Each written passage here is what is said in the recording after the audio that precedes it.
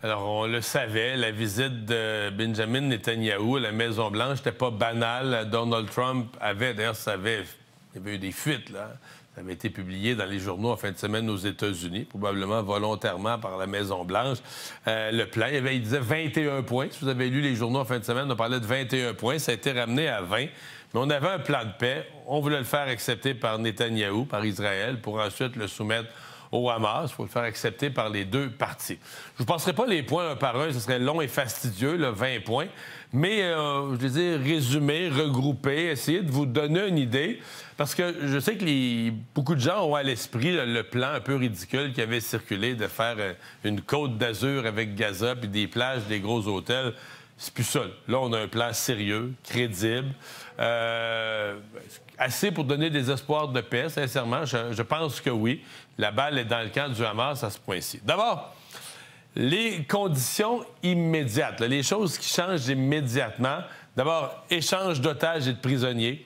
Donc, les derniers otages, incluant, pour le Hamas, remettre les corps, les dépouilles des otages décédés, les familles dont un membre précieux de la famille est décédé dans la prise d'otage ou en otage, ils veulent revoir les dépouilles, les corps. Donc, on dit échange d'otages et de prisonniers. Israël qui libérerait, qui redonnerait à Gaza des prisonniers, dont certains condamnés pour longtemps, là, pour des crimes graves. Bon, autre chose qui arrive, condition immédiate, l'entrée d'aide humanitaire. Les besoins sont urgents à Gaza, nourriture, médicaments et autres. Donc, il n'y aurait plus de contraintes ou de contrôle, l'entrée libre d'aide humanitaire. Autre affaire importante, on donnerait l'amnistie aux combattants du Hamas. Donc, les combattants du Hamas qui accepteraient de déposer les armes. On leur donnerait l'amnistie, on leur dirait, OK, on efface, là. Donc, le genre de compromis de part et d'autre qu'il faut faire quand on veut passer de la guerre à la paix. La vision. Donc, le plan prévoit une vision. Comment on voit Gaza? On voit Gaza comme un lieu où la population va pouvoir vivre en paix. Une zone déradicalisée. Donc, une zone où on ne veut pas recommencer à développer du terrorisme, former des terroristes puis accumuler de l'armement pour la prochaine attaque. Donc, ce qu'on appelle une zone déradicalisée, sans terrorisme. En même temps, la vision pour Gaza, là, c'est qu'il n'y a pas de... Israël se retire. C'est pas Israël qui occupe Gaza.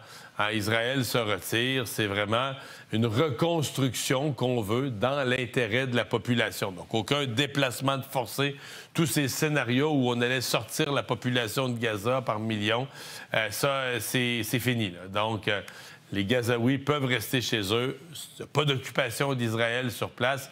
Et là, après ça, tu as le grand processus de reconstruction là, des infrastructures, des hôpitaux, des routes, de tout ce qui a été démoli par la guerre. Donc, que ce soit reconstruit, même que l'aide internationale, l'argent pour ça, se soit dépensé dans l'intérêt de la population.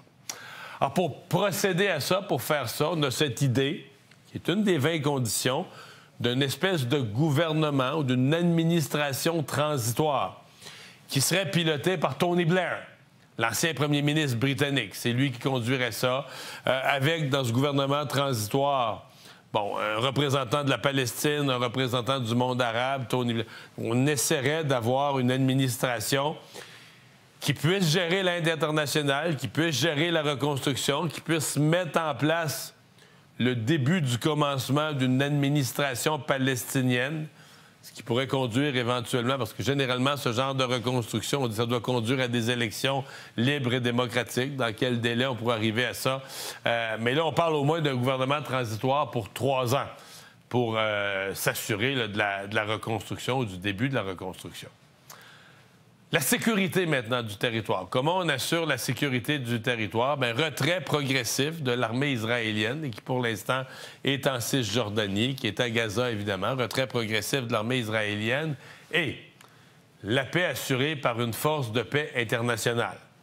Donc, c'est pas ça aussi, c'est très fréquent, là, une force de paix internationale pour assurer la paix dans les débuts les lendemains d'une guerre, là, les débuts d'une nouvelle période de paix, mais il faut une force internationale pour assurer sur place qu'il n'y a pas des individus ou des groupes ou des milices locales là, qui vont repartir la guerre, là, qui vont repartir l'affaire.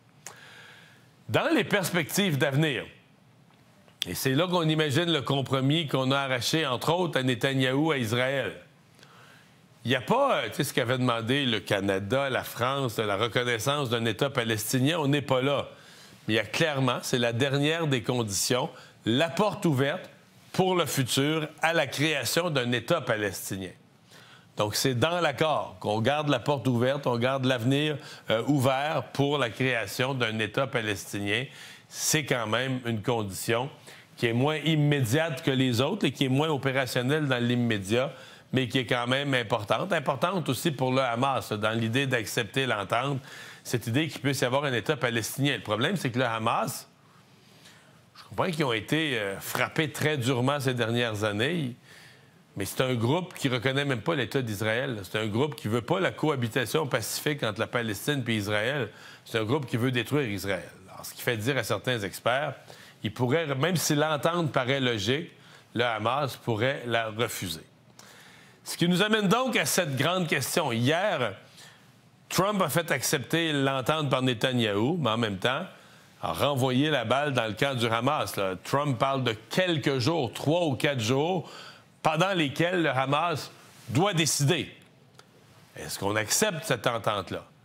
Et là, en cas de refus, on parle en des termes très durs. En cas de refus, Israël promet de finir le travail.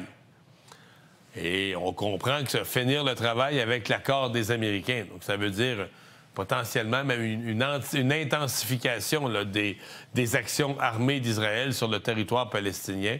Donc, on est vraiment à une croisée des chemins. On est vraiment à un moment critique là, dans cette guerre à Gaza.